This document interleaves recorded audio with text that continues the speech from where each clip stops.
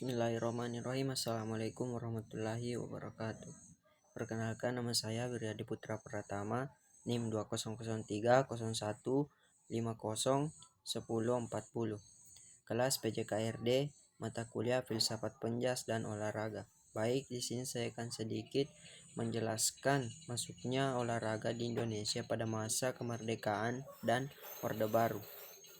Yang pertama yaitu pada masa kemerdekaan. Sejarah merupakan kajian sistematik tentang peristiwa masa lampau. Dengan memahami pengetahuan masa lalu, pemahaman itu turut membentuk masa kini, dan keadaan sekarang dapat lebih dipahami. Dengan pemahaman yang baik terhadap masa lalu, serta kejelasan keadaan masa sekarang, hidup kita akan lebih efektif dan lebih sehat menghadapi masa depan. Kita mampu menduga apa yang mungkin terjadi, bahkan turut membentuk masa yang akan datang dan ikut menciptakan masa depan. Sejarah memberikan pelajaran, bahkan dapat memberi ilham bagi pemecahan persoalan-persoalan pelik yang sedang dihadapi. Sejarah olahraga tidak dapat dilepaskan dari sejarah pada umumnya.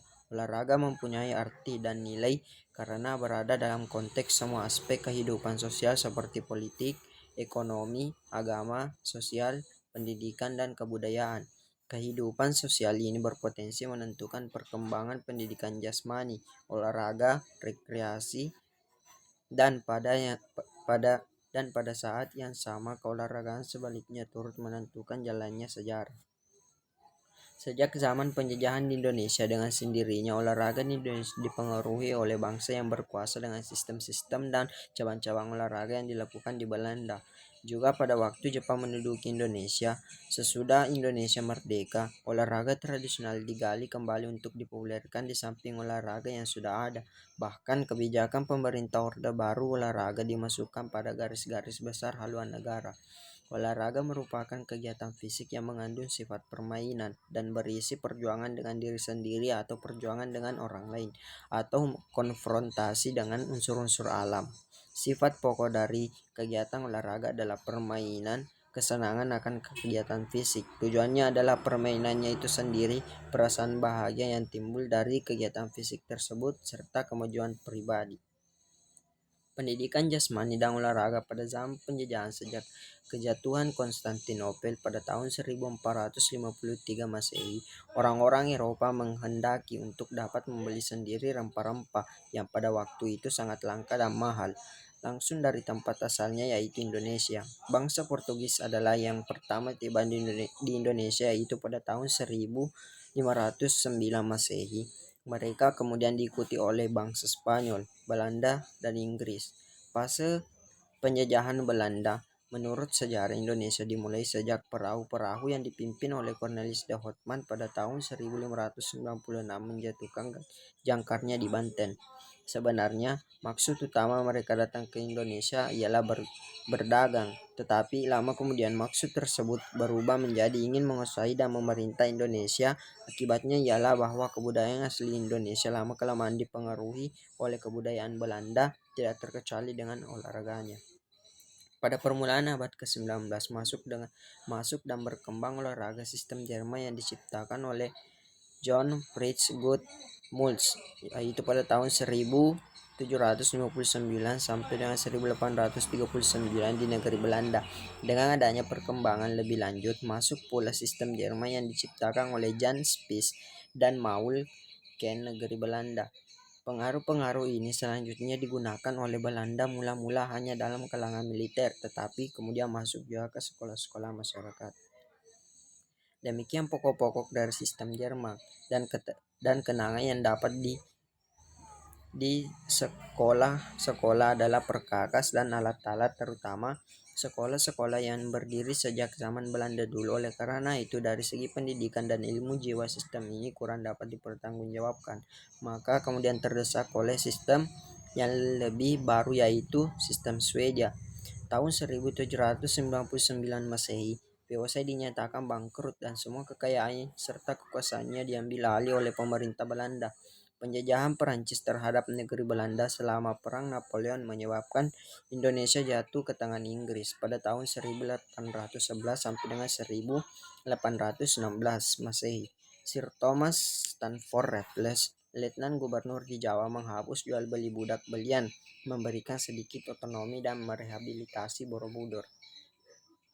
Pada tahun 1964, Indonesia membentuk Dewan Olahraga Indonesia atau DORI sebagai ganti Komando Gerakan Olahraga Indonesia atau KOGOR. Dewan Olahraga Indonesia ternyata tidak sesuai dengan kehendak masyarakat olahraga Indonesia dan pada tanggal 31 Desember 1967 terbentuklah Komite Olahraga Nasional Indonesia yang dinamakan yaitu KONI. Selanjutnya untuk meresmikan sebagai lembaga disebutkan Kepres nomor 67 tahun 1967 tanggal 25 April 1967 yang antara lain menetapkan bahwa Komite Olahraga Indonesia yang dibentuk berdasarkan musyawarah antara organisasi-organisasi induk cabang olahraga pada bulan September 1966 di Jakarta adalah salah satunya organisasi induk dalam bidang keolahragaan yang melakukan pembinaan gerakan olahraga Indonesia.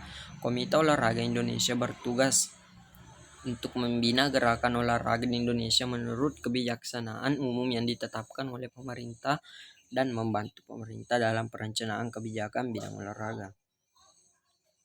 Usaha dan cara menggerakkan olahraga atas dasar tujuan yang baru telah digariskan secara pokok dalam Keputusan Presiden nomor 79 tahun 1061, yaitu pemusatan segala kegiatan atau usaha olahraga di seluruh Indonesia dan di segala lapangan keolahragaan dalam satu pimpinan sentral, yaitu Dewan Asian Games. Fungsi-fungsi organisasi adalah sebagian badan-badan pelaksanaan teknis dari Dewan Asian Games Indonesia. 2. Pendidikan jasmani dan olahraga pada zaman Orde Baru, yaitu pada tahun 1968 sampai dengan 1998. Departemen Olahraga dibubarkan pada tahun 1966 dan setelah itu olahraga diusahakan dikembalikan kepada proporsi dan fungsi yang sebenarnya, yaitu merupakan kewajiban kegiatan manusia yang mutlak diperlukan dengan kehidupannya sesuai dengan kodrat ilahi serta merupakan salah satu sarana yang untuk mencapai cita-cita hidup sesuai dengan falsafah yang dianutnya.